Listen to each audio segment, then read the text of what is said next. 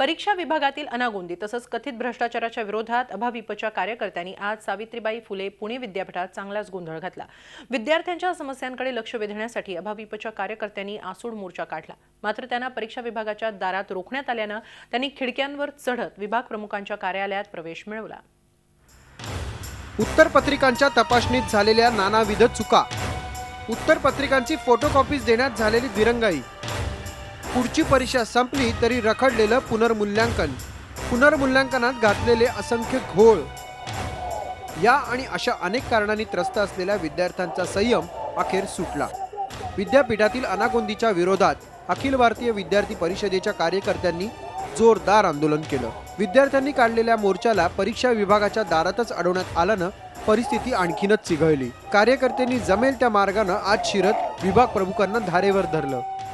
पेपरचे उत्तरपत्रिकांची Xerox original त्यांना दाखवले तर ते देण्यात नकार देत आहेत। तरी असं का? हे आज माझ्याकडे उत्तरपत्रिका आहेत, सगळे प्रूफ आहेत।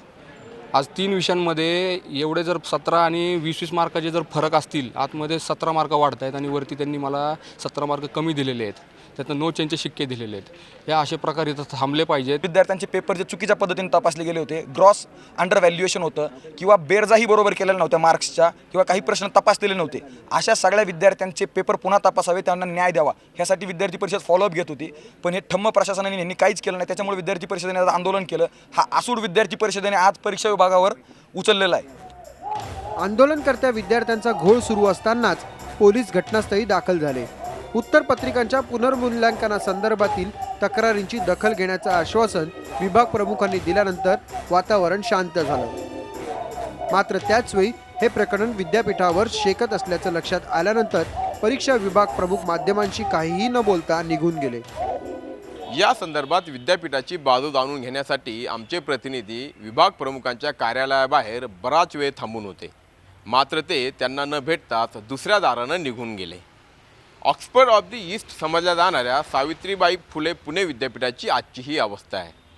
खरं तर विद्यापीठातल्या परीक्षा विभागातील गैरप्रकार यापूर्वीही अनेकदा समोर आले आहेत। आज पुन्हा त्यासाठीच आंदोलन होतंय, ही बाब निश्चितच भूषणावह नाहीये। व्हिडिओ जर्नलिस्ट नितीन सांडबोरसह अरुण मेहत्रे, जी मीडिया, पुणे। झी 24 तास रहा एक पाऊल पुढे।